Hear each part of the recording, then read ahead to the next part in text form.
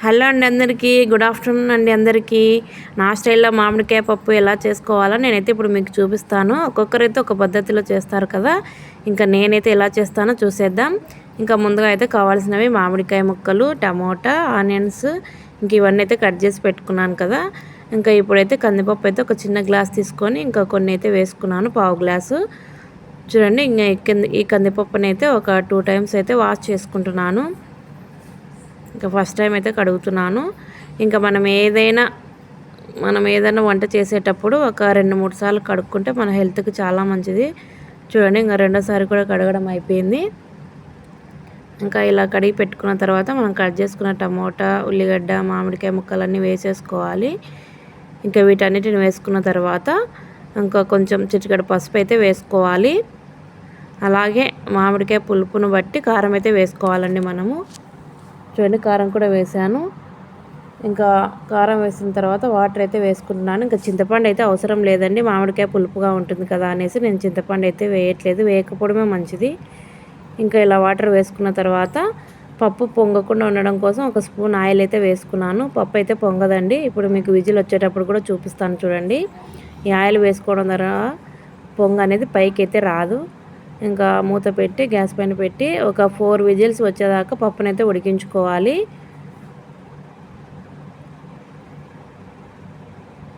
చూడండి, ఇప్పుడైతే విజిల్ వస్తుంది. చూడండి, పప్పు కొంచెం కూడా పొంగు అయితే పైకి రాలేదు.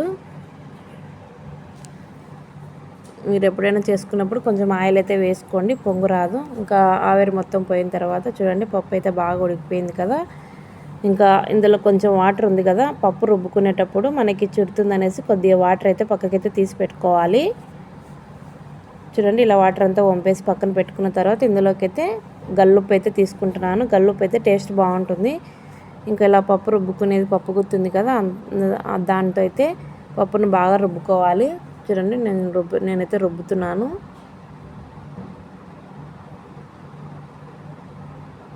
ఇంకా ఇలా రుబ్బుకున్న తర్వాత మనం ముందుగా వాటర్ వంపేసి పెట్టుకున్నాం కదా గిన్నెలో, ఆ వాటర్ని కూడా వేసేసుకొని ఇంకొకసారి ఇలా రుబ్బుకుంటే ఇంకా పప్పు అయితే రెడీ అయిపోతుంది. ఇంకా ఈ పప్పుకైతే పోపు పెట్టుకోవాలి ఇప్పుడు. ఇంకా ఈ పప్పునైతే నేను సపరేట్ గిన్నెలు అయితే తీసుకున్నాను, కుక్కర్లు అయితే పెట్టినండి, వేరే గిన్నెలు అయితే పెట్టుకుంటాను. ఇంకా ఇక్కడ అన్నం కూడా ఉడికిపోయింది. అన్నం వంచాకైతే పోపు పెడతాను. చూడండి, ఇంకా పోపు కోసం ఇది అయితే చిన్నది, పోపు కోసమే స్పెషల్గా అయితే తీసుకున్నాను. ఇంకా ఆయిల్ అయితే వేసుకొని ఆయిల్ వేడయ్యాక ఇంకా వెల్లుల్లి రెబ్బలు అయితే తెచ్చుకుంటున్నాను. చూడండి, వెల్లుల్లి రెబ్బల్ని ఇలా చితక్కొట్టి వేసుకోవడం ద్వారా టేస్ట్ బాగుంటుంది, పప్పు స్మెల్ కూడా బాగుంటుందండి. చూడండి, ఇలా చితక్కొట్టి వేసుకోండి, బాగుంటుంది మీరు కూడా.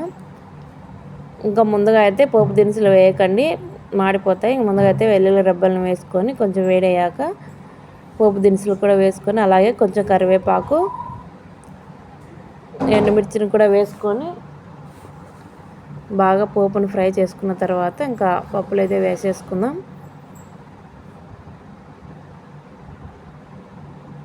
చూడండి, ఇంకా పోపు వేసేటప్పుడు కొంచెం దూరం ఉండి వేయండి, చుడుతుంది కదా.